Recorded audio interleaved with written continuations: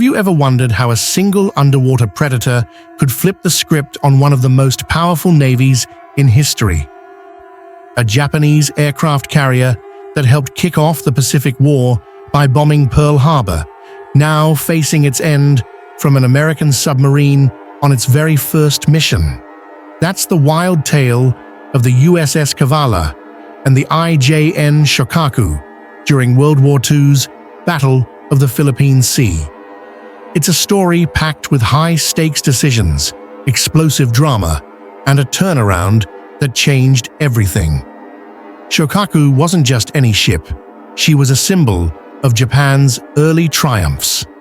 Launched in 1939 as part of the elite Shokaku-class carriers, she stretched nearly 850 feet long with a flight deck that could unleash devastation from the skies. Her planes struck Pearl Harbor in December 1941, crippling the U.S. fleet and pulling America into the war.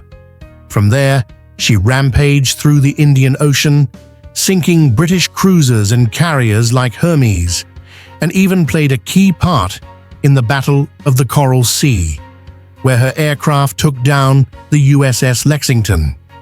With her sister ship Zuikaku, she formed the backbone of Japan's carrier force, dodging bombs and torpedoes in clashes like the Eastern Solomons and Santa Cruz Islands. But by 1944, cracks were showing.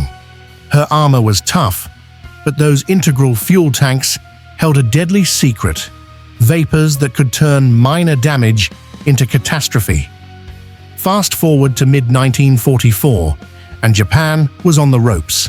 Their empire, once sprawling from Hawaii to the Indian Ocean, was shrinking under relentless American advances. The Gilbert Islands gone, Truk neutralized, and now U.S. forces hitting the Marianas with Saipan in the crosshairs. Losing Saipan meant B-29 bombers could reach Tokyo, bringing fire to the homeland for the first time since the Doolittle raid. Admiral Somu Toyota knew it was make-or-break time, greenlighting Operation Eigo to smash the U.S. Fifth Fleet. Vice Admiral Jisaburo Ozawa led the charge with 9 carriers, including Shokaku, Taiho, and Zuikaku, plus battleships like Yamato. On paper, it looked fierce, 440 planes ready to strike. But reality bit hard.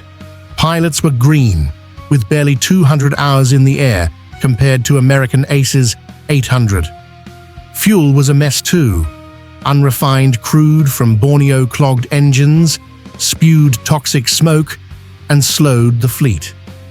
Ozawa banked on longer-range attacks and land-based support from Guam and nearby islands, but whispers of doubt lingered among the ranks in the depths, and what happened next would expose those flaws. A fresh Gato-class submarine straight from the yards in Groton, Connecticut. Commissioned in February 1944, she was 311 feet of stealthy power, packing 10 torpedo tubes with reliable Mark 14, each carrying a 643-pound warhead that could gut a giant. Powered by diesels for 20 knots on the surface and batteries for sneaky underwater runs, she had radar for spotting foes up to 12 miles out, and a torpedo data computer for pinpoint shots. Her 72-man crew, led by 36-year-old Lieutenant Commander Herman Kostler, a Naval Academy grad, trained intensely for months. Every sailor qualified on all systems, diving planes, trim tanks, weapons, because in that tight metal tube, one mistake could doom them all. Setting out from Midway on June 4th for her maiden patrol east of the Philippines, they aimed to hit shipping lanes through San Bernardino and Surigao Straits. Early days were routine. Surface at night to charge batteries, dive by day to hide. But a weird jolt on June 8th, likely a whale strike, reminded them danger came in all forms. As Kavala pushed west, the patrol heated up. A typhoon on June 14th battered them with 15-foot seas, forcing a dive to ride it out. Then, On June 15th, a radio intercept from USS Flying Fish reported a Japanese task force speeding east. Kostler raced to intercept, coordinating with Pipefish, but dawn brought nothing. The enemy had slipped away. Frustration mounted, but energy surged. Big ships were nearby. That night, radar pinged a convoy. Tankers guarded by destroyers. Battle stations rang out, but aggressive escorts with sonar forced evasive dives, and after hours of dodging, the targets vanished. What Kostler didn't realize, those were Ozawa's fuel suppliers. A hit there might have starved the carriers dry. New orders came June 17th. Reposition to 13 degrees north, 137 degrees east. En route, radar flickered with faint blips at 30,000 yards. Closing in, it revealed a massive force. At least one carrier, cruisers, destroyers, zigzagging northeast at 19 knots. Kostler faced a gut-wrenching call. Attack now, or report to alert the fleet. He chose the latter, surfacing at risk to radio the position. That intel reached Admiral Raymond Spruance, shaping the battle ahead. But the chase submerged failed. The fast ships outran them. Dawn on June 19th brought fate's hand. After a close call with a low-flying plane, Kavala spotted pagoda masts on the horizon. Japanese warships. At periscope depth, Kostler eyed a Shokaku-class carrier recovering planes, deck crammed with aircraft, range 12,000 yards, and closing. Maneuvering stealthily amid destroyers, he ID'd her by the offset island and gun layout. By 11:10, at 5,000 yards, a destroyer blocked the shot. Waiting risked everything, so at 1,200 yards, he fired 6 torpedoes in a fan, set to 15 feet deep. As Kavala dove hard, the first boom hit at 11:20, midships, flooding boilers. The second ignited fuel bunkers, sparking hangar fires. The third jammed the elevator. Reports claim 3 hits, but some survivors insist 4, tearing open the hull and dooming her. Fires raged, list worsened, and counter-flooding only hastened the end. Depth charges rained down immediately. 2 minutes after firing, explosions rocked Kavala at 300 feet. 3 destroyers, including Urakazi, hunted with sonar pings and patterns, dropping over 100 charges total, 56 close enough to shatter bulbs and rain cork.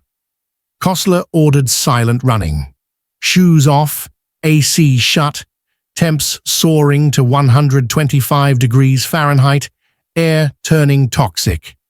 Crew sweated through headaches, batteries draining, as he twisted depths and courses to exploit water layers.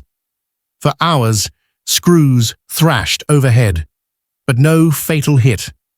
By 13:32, breaking up noises echoed, hull groans signaling Shokaku's collapse.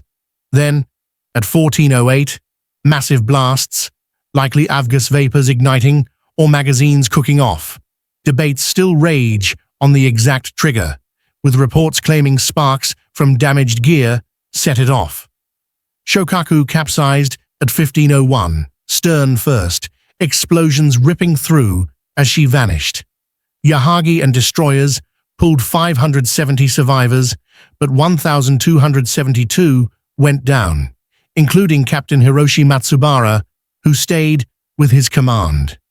This strike wasn't isolated. It gutted Ozawa's force.